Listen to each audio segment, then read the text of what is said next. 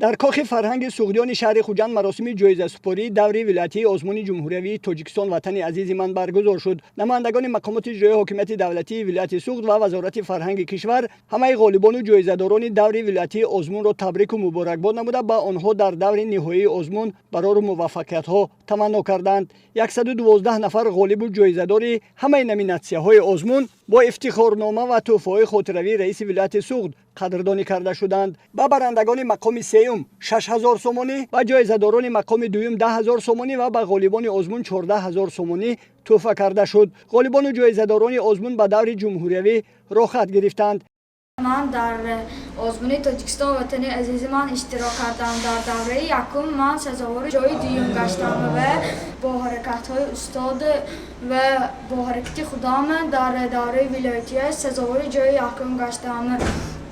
من در ژانر سرایندگی اکادمی در دوره ولایتی جای سزاوار جای یکم گشتم و میخواهم که در دوره جمهوری هم سزاوار جای نمایان شوم.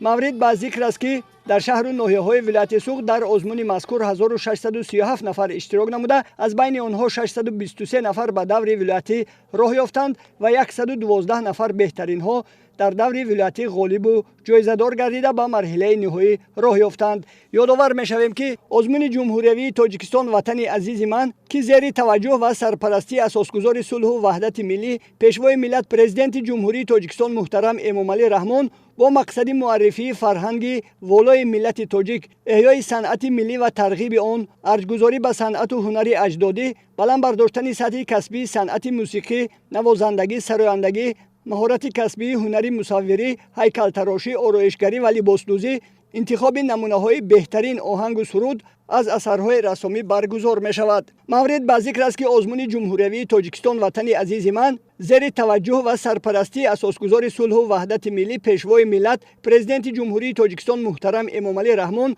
با مقصد معرفی فرهنگ والای ملت تاجیک، احیای صنعت ملی و ترغیب آن، ارزگذاری به صنعت و هنر اجدادی، بلند برداشتن سطح کسبی صنعت موسیقی، نوازندگی، سرایندگی، مهارت کسبی، هنر مصوری، هیکل‌تراشی، آرایشگری و لباسدوزی، انتخاب نمونه‌های بهترین آهنگ و سرود و اثرهای رسامی 8 سال اینجانب برگزار کرده می شود.